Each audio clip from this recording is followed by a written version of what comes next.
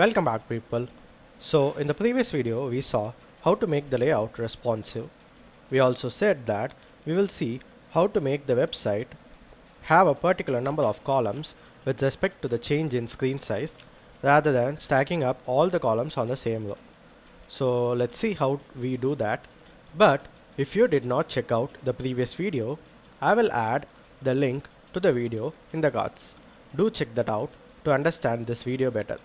So here we have a div with the class row and then another div with the class column. We gave it a style of background color yellow and border 1 pixel solid. So now what we are going to do is change the class into call MD6. MD stands for medium. We also have SM for small, XL for extra large and LG for large.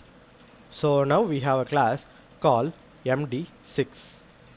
So inside the column we will say column MD6. Now let's run this. You can see now the column takes up half of the screen space. Now let's go ahead and add another one of this. Copy this, run it. Now we have two columns, each taking up half of the screen space. So what we will do is change to tablet size. If you switch to tablet size or a smartphone size, you can see that the two columns take up entire row. So we have two different rows and not one row where everything is reduced in size. That is, both the columns now take up 100% of the screen.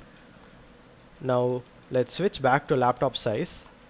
In laptop size, you will see it takes only 50% of the screen space for each div. So what the column medium 6 means is that we should have 6 units column on any size from medium or laptop size downwards, but if you switch to small, that is tablet or phone size, then it will take up 100% of the screen size. So play around with MD, SM, XL, LG classes to know the difference.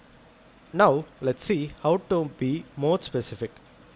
Let's say we have 4 items or 4 div. When we are in large screen, say desktop, we should see 4 div in same row. When we see the website in a tablet, we should see 3 div in same row.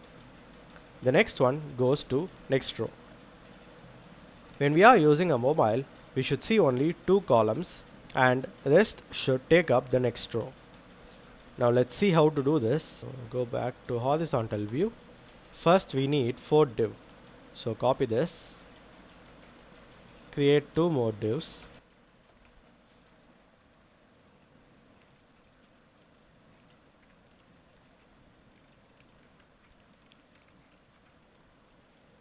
Now we have 4 columns, each taking up only 3 parts of the 12 part column. So let's name this as call LG3. Let's change to tablet size or a mobile size. If you change the size to anything smaller than a laptop, say a tablet or a mobile phone, it takes up 100% of the screen space. Now we want the div to take up 1/3 of the screen space when on tablet. So we will add another class called MD4.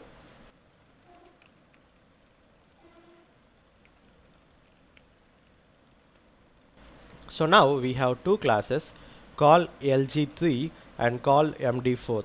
Let's run this. A laptop size. So now we have 3 columns in one row and the 4th column is pushed down to the next row.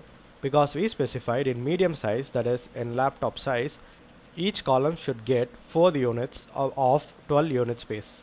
So now we will see when in laptop size each div takes up 1/3 of the entire width of the screen. If you move on to anything smaller, it takes up the entire width of the screen. Now let's add another class called SM6.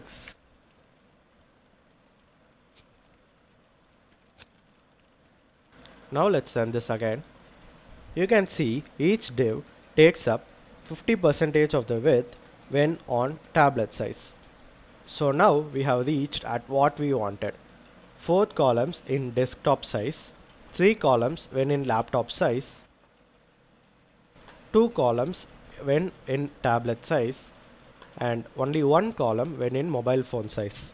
I guess now you would have understood how to make a responsive grid.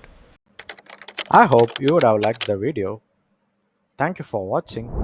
Do like, share and subscribe to Supporting Tech.